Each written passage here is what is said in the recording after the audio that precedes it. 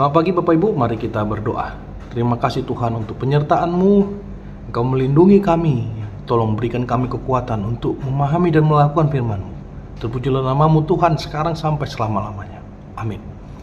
Bapak Ibu, firman Tuhan bagi kita di pagi hari ini diambil dari Yeremia 33 ayat 10 sampai 11. Beginilah firman Tuhan, di tempat ini yang kamu katakan telah menjadi runtuhan tanpa manusia dan tanpa hewan, di kota-kota Yehuda dan di jalan-jalan Yerusalem yang sunyi sepi itu tanpa manusia, tanpa penduduk dan tanpa hewan, akan terdengar lagi suara kegirangan dan suara sukacita. Suara pengantin laki-laki dan suara pengantin perempuan, suara orang-orang yang mengatakan, bersyukurlah kepada Tuhan semesta alam, sebab Tuhan itu baik, bahwasanya untuk selama-lamanya kasih setianya, sambil mempersembahkan korban syukur di rumah Tuhan. Sebab aku akan memulihkan keadaan negeri ini seperti dahulu. Firman Tuhan. Bapak Ibu, firman yang sangat indah. Semua firman Tuhan adalah indah. Dan hari ini kita disuguhkan God is good all the time. God is good all the time. Dan sebagaimana kita ketahui bahwa jika ada satu pesta pernikahan tentu dipenuhi dengan sorak gembira, sukacita, dan dipenuhi dengan semua orang yang menari, bernyanyi, senyum, dan hatinya plong dalam pesta sukacita. Tapi apakah begitu kehidupan ini senantiasa? Apakah setiap hari kita dipenuhi dengan hal-hal yang girang atau hal-hal yang menyenangkan? Tentu tidak, Bapak Ibu. Tapi habis gelap, terbitlah terang.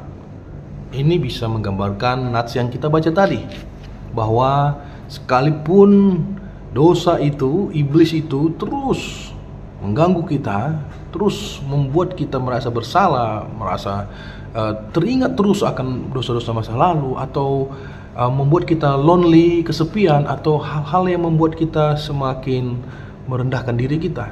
Tapi ingat Bapak Ibu, itu tidak akan bertahan lama.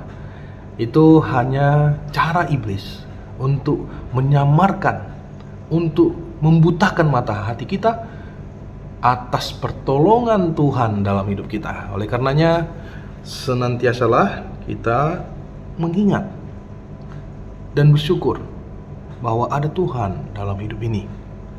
Bagaimana selama hidup kita telah melihat, dan di masa-masa sulit telah kita menerima pertolongan dari Tuhan. Itu sebabnya Yeremia mengatakan, bersyukurlah kepada Tuhan semesta alam, sebab Tuhan itu baik, dan yang pasti untuk selama-lamanya. Dia yang menguasai kehidupan kita, seluruh alam semesta, kosmos ini Dia kuasai.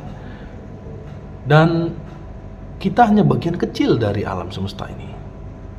Tapi apa kata firman Tuhan? Kita dipelihara Bapak Ibu. Bahkan rambut kita pun Dia tahu jumlahnya. Kita dipelihara seperti biji matanya. Kita senantiasa digendong. Kita senantiasa disertai. Mulai dari kandungan, bahkan sebelum kita lahir, sebelum ada dalam kandungan Bapak Ibu. Bahkan di detik-detik napas kita terakhir nanti, Dia terus bersama kita. Dan bagi siapa yang percaya kepada Tuhan, bagi siapa yang senantiasa menyaksikan Tuhan dalam hidupnya, dia akan mendapat mahkota kehidupan, yaitu surga. Bapak Ibu, inilah kabar baik yang sangat indah. Mari tetap bertahan, berjuang di dalam penderitaan itu. Mari tetap sukacita di dalam penderitaan itu. Mari tetap bergantung hanya kepada Tuhan. Jangan pakai gantungan yang lain. Apalagi gantungan yang kita ciptakan sendiri, jangan. Mari kita serahkan semua ke hadapan Allah, ke atas, ke dalam, seluruhnya, semuanya. Kita datang tersungkur, bersujud kepada Tuhan. Kita rendahkan diri kita. Kita lepaskan segala sesuatunya, hanya untuk bisa melihat kemuliaan Tuhan dalam hidup kita, Bapak Ibu. Bapak Ibu, Tuhan sendiri juga yang mengatakan, dan Dia yang datang, Dia sendiri yang datang. Bukan karena permintaan kita, bukan karena hebat kita.